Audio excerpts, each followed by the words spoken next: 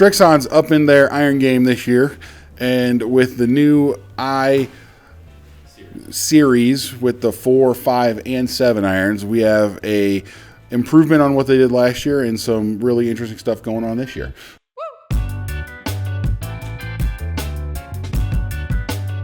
Thank you for tuning into another episode of WZXi Fits, where we're going to be checking these out today. We're joined by Ian. We're starting off with the 4. Yeah. So before we kind of rip into the tech of it, what do you think looks-wise? This is the high handicap club? Mid to high? They would describe it as essentially like a mid to high handicap kind of guy. That fits the bill. It's a little chunky, but I don't mind. What is the loft on this thing? Not very much. I could tell. So loft on this 7 is 28.5 degrees. So it's pretty strong. Yeah.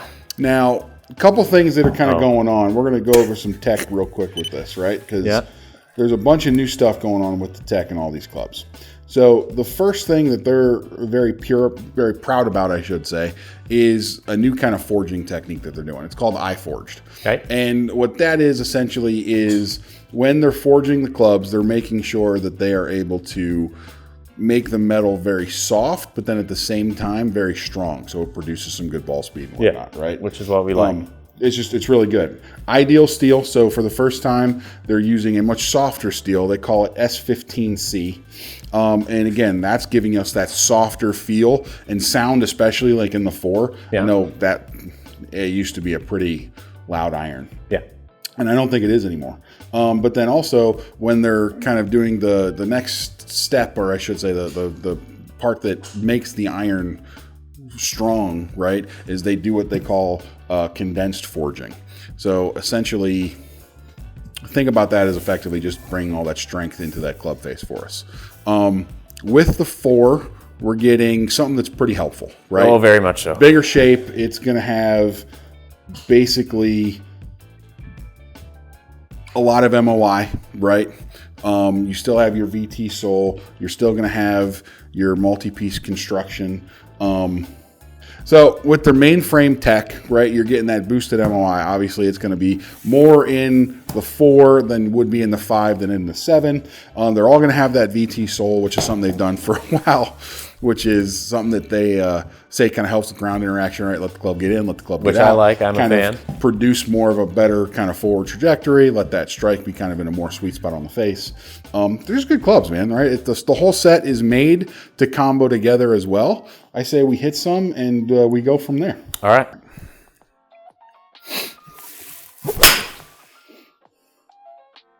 And I think that says it all. Dead straight down the middle. Lots of ball speed for the quote-unquote smooth Ian swing. Yeah, 191. Yeah, it's up there.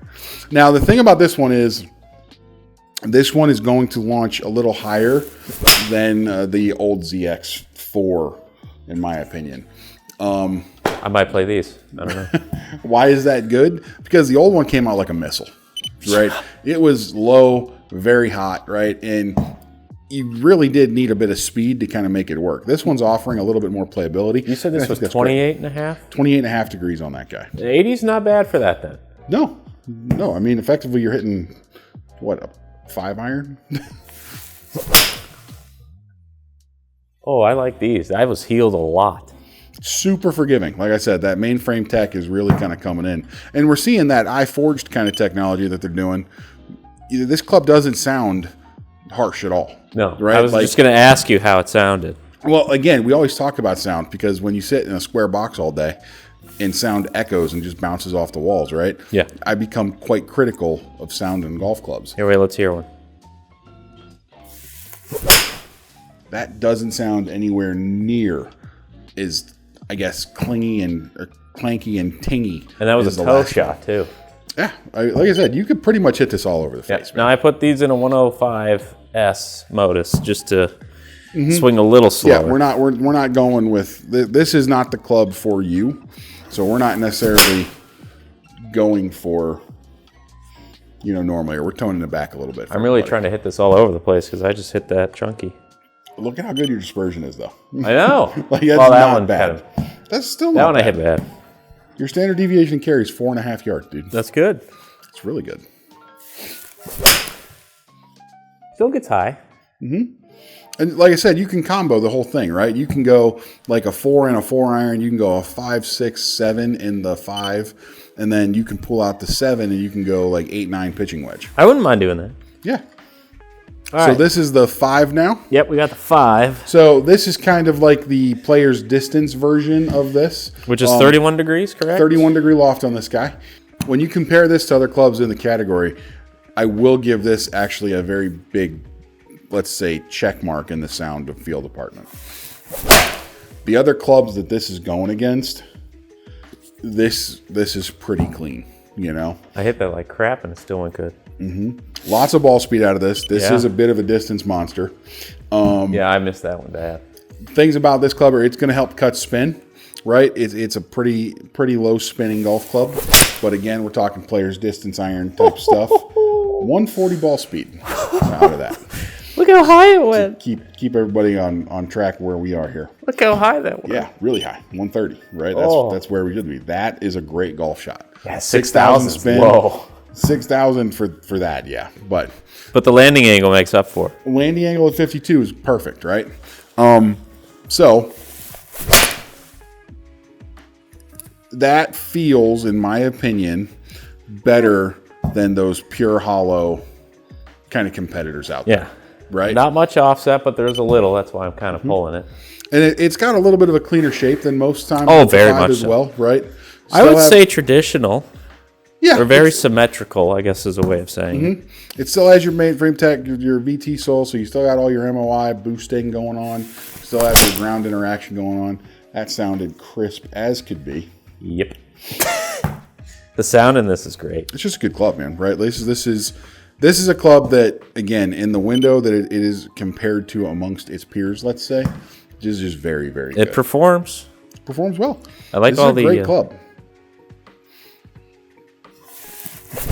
This club, to me, actually reminds me of an old club from another brand that I used to be a very big fan of that also didn't care for making completely hollow players distance irons, let's say. Yeah. Look at those top 3 that I actually hit good. Yeah. I'll take it. They're on top of each other.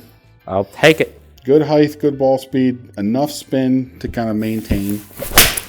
The other kind of benefit is when a golf ball doesn't spin as much. I'm done. Right? That's perfect. It's going to typically hold a little bit of a straighter trajectory. Yeah. Right? You're not going to be able to kind of peel offline as much because aerodynamically speaking, it's just a little better. Just not bad, man. I love that. Just overall pretty good. Let's try the 7. All right. So I noticed on the 7, there's no badge. It almost seems a solid. You know what I mean? Yeah, like this one, again, you're trying to get more into. This would be that player's cavity back window, right? So again, pure lines, cleaner lines, thinner sole, thinner top line. You don't need the big kind of, badges on the back and everything, right? Yeah. Very good club across the board still. I like the top line. It's a little thinner. Also, I'm still liking all the VT soles. The feeling through the ground right now. Like I said, anything that helps that player who gets a little steep kind of have a better ground interaction is just a good thing, right? Like me. Now, you had mentioned the back of this one looks a little different, right? There's no badge. It almost seems like Pure it was frame. forged into this. Yeah. They call it pure frame, so it's a little bit different.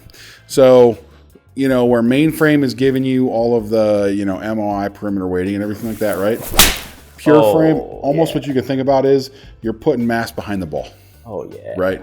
It's just allowing this to be a little bit more your better players club, if you will. Right? You're not, nuking all the forgiveness and everything like that. This still is a very forgiving golf club. Stronger in loft, 32 degrees. That's my 7-iron. Made to allow you to kind of be able to work the ball a little bit. The guy who's looking for this club doesn't need as much help as the guy who wants to play the ZXi4. Yeah. That's 2 in a row. God, that feels good. Soft feeling, I will say. That's kind of where some of that pure frame is going to help as well. We still have the eye forging, the condensed forging, and the heat softening and all the key terms that you want to use there. Effectively, what it means is it's a soft metal that they're able to then harden and produce really good sound, feel, and then ball speed off of. I was just about to say it's stable, but that was all me. But Well, again, it's not too bad considering how poorly that was struck. Oh, I think really I have to give that credit. I think I hit it like there. That's pretty impressive. Yeah. If anybody can test the sweet spot, it's Ian. Yeah, that's correct. You mean test the hosel? Hosel, sweet spot. I can test hosels. I can test toes. It is. Sweet spot is Sweet spot is like the sweet spot only moves on a golf club, man. You know, the freshest grooves on my golf club is right in the middle. That's there we go. No, but this you're making thing, sure the longevity of the sweet spot stays intact. You know, gives you better trading value. Anyways, jokes aside, I like this golf club. No, this is very good. I mean, the 7 series from Srixon is always a home run, right? Like, they haven't really made a bad 7 series iron in my entire time making or working in golf, I should say. Way back in the day, this was actually one of the clubs that I really strived for at one point, right? When I was first kind of starting off. That's smooth. Age myself a little bit. What was it? The 745s, I think they were called, if I'm remembering correctly. Just a great club, man. Right? Try to draw that one. Always good. Definitely something that's going to see a lot of PGA Tour presence. Something that you actually might start to see a couple of guys outside of contract play. Yeah. Especially when you're looking at both LIV and PGA Tours. I believe it. Anyways, I like this one. This is a good club, man. Definitely something that if you're in that better players category, definitely something that's worth kind of looking at, coming and checking out, because this is one that ticks a lot of boxes. Yeah. Looks, feel, performance, everything. It's just really good, right? If you guys have any questions about it, please come and see us at Windmill. If you have any questions about us for the YouTube channel, please let us know in the comment section. Please like and subscribe, and we will see you next time. Thank you.